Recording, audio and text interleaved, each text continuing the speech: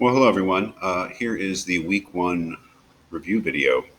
This is something I'll do weekly. I do not participate in the discussion boards normally, but I read them. And what I like to do every week is just to copy and paste and make a PowerPoint of excerpts from student remarks about the week's reading. I keep these anonymous because I am making a video about them. I'm posting it on YouTube. So, your things you say will pop up here, but your name won't be attached to them. And if for any reason you don't want me to include anything that you write, even anonymously, just let me know, and I just won't do it. No questions asked. So in any case, this is week one, which was, I admitted might be a little puzzling. This combination of short excerpts from Hegel, Marx, and Joseph Margolis, but all having to do with history. And I think that that's it is the important background for reading people like Marshall McLuhan, because the effects of history on human consciousness are definitely what he's about, but in a specific way having to do with media. But we'll get to that week two. Just I pretty much just take things that I see that I think are interesting for one reason or another. So it's fairly random. So there's no real criteria that I have, formal criteria for choosing quotes, just things. So here's something that somebody wrote about Hegel. I found Hegel's quote very interesting, as it is a metaphor for gaining knowledge. When the quote is studied, one primary idea comes forward. Knowledge can be gained after an event has occurred. And I think that was important to note, I think, about the owl of Minerva metaphor. The owl of Minerva flies at night, meaning that history moves forward and human culture changes, human reason changes, our view of the world changes. One could even say the world itself changes, depending on your philosophy. But we don't really understand it, I think Hegel is suggesting, until it's over. We don't really understand ourselves until human consciousness has moved on. There are limits to our knowledge of ourselves at any one point.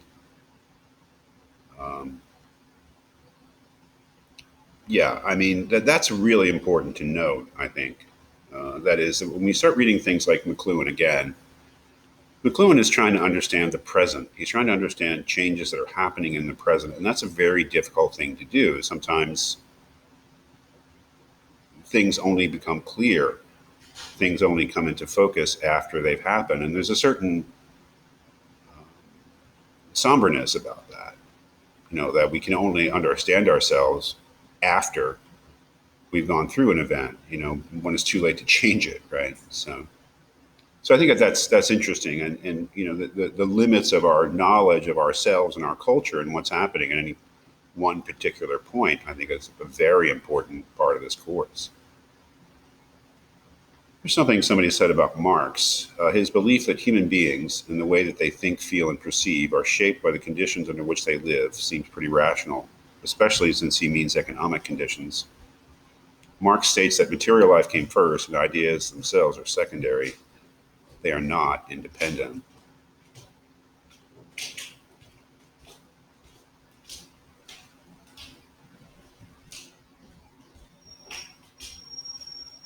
Sorry. Yeah, I think that this is essentially correct about Marx. Sorry.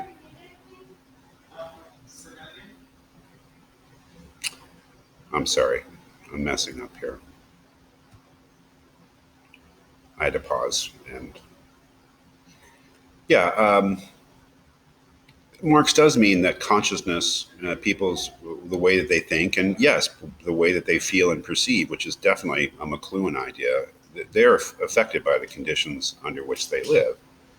And although Marx specifically means economic, what he would call material conditions, I think that this course is, in this sense, Marxist, in the sense that Marshall McLuhan is saying something similar to Marx, that human consciousness is shaped by the conditions under which it lives. And the most important conditions that he identifies are media, that it's shaped, as I'll say, massaged So that our consciousness is being historically shaped in this sort of subliminal way, which I think is, generally speaking, a Marxist idea. Um, I couldn't help but include this. This must be somebody who took, I think somebody, it is somebody who took my class on computer ethics. They said it feels obvious that our actions, thoughts, ideas of right and wrong, and values are shaped from our own past events and the events from history. I also like the idea that if thinking has a history, it will continue to have a history. Thought will continue to change and develop. That's an important thought. Does that come from Margolis, the Margolis reading? That is, until we reach singularity and we integrate with AI. It's not something that is irrelevant, the idea of the singularity. The idea of the singularity is generally that technology will, at a certain point, develop to a point that human life as we know it will not be able to continue. That is, whatever continues will be post-human. That is, human life will change so much that we can no longer call it really human. It's something else. We will become something else. And the singularity, that's the idea of the singularity, but there's a more particular idea that the singularity will happen when we create a true artificial intelligence that very quickly becomes a super intelligence. Well, that's something to think about. A lot of people think we're on that course. And certainly if you're thinking about how human consciousness changes, computer technology, which we'll be talking about in the last third of the course, has had a tremendous impact on the way we think, the way we speak, the way we perceive the world. And that's kind of the goal of the course, is to eventually, through looking at these other analyses of television, electronic media, to update them and try to get a sense of what's happening now, where there's no question that the dominant medium is, in one form or another, the internet, either through computers, cell phones, whatever else. Anyway, well, that's where we're headed. Here's the thought again: if thinking has a history, it will continue having a history. That's such a great thought. I mean, we read about, say, the theory of evolution, Darwin's idea of evolution, but we kind of said, well, yeah, evolution was in the past. It's happened. We've arrived, but that's not true at all. Evolution continues, and I mean biological evolution. The human species will continue to change biologically throughout its history, very slowly over very long periods of time. But evolution is not something that's stopped. And nor is the evolution of thinking, the evolution of culture. It continues. So we continue to change. And the way we perceive the world, the way we think, the very media or the very faculties through which we grasp the world continue to change. And the student ended by saying we could be shaping a future as we speak. And certainly we are. But you can put that the other way. We're being shaped. And that is certainly the McLuhan message, is that as much as we shape the future, we are being shaped now by the present. So it goes both ways. That's shaping. Yes, just to reinforcing that owl of Minerva from Hegel, and the student says you can only understand something after it has taken place. I do take that really to be the message, and I think that's important to keep in mind, because the idea is that we can only understand ourselves partially at any given time. And by the time we do understand ourselves in a fuller way, it's too late to do anything about it, which is rather poignant, as I said. Yeah, and that to this student makes absolute sense. There is a reason why things seem clear after the fact. It's harder to see things for what they are while they're still happening. Too many variables up in the air, right? Once things have happened and we've had time to process, they're more easily understood. And so we believe.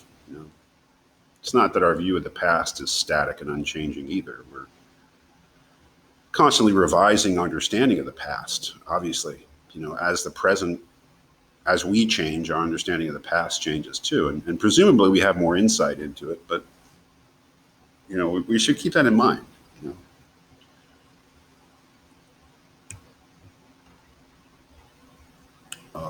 Yes. Well, I'm glad to see that there's some sympathy for Marx. that there's a great deal of truth in what Marx has to say regarding the fact that our thought and outlook on life is directly influenced by the material state in which we exist at our present time. Certainly, Marx believed that in a very extreme way. He really believed that, the morality, the religion, in the culture, the art, the whole culture of capitalist Europe at the time was really a bourgeois culture, that it was influenced by, as he said, the ruling ideas of any historical epoch are always the ideas of the ruling class. That's a very radical way of putting it. Um, Reading Marx at any time is always difficult because there's so much baggage that goes along with Marx. So many, the history of communism, the history of anti-communism. Um, but Marx was a philosopher, and we're not trying to evaluate, whether or not a communist society would be the best form of political organization. We're working with some pretty broad philosophical ideas about human consciousness, and that is the idea that human consciousness changes according to the conditions under which it comes to maturity. You can't do that. You can't, as Hegel said, you can't leap. You can't jump out of your historical period. It would be like trying to leap over the ocean. It just can't be done. And that's because consciousness is affected by history.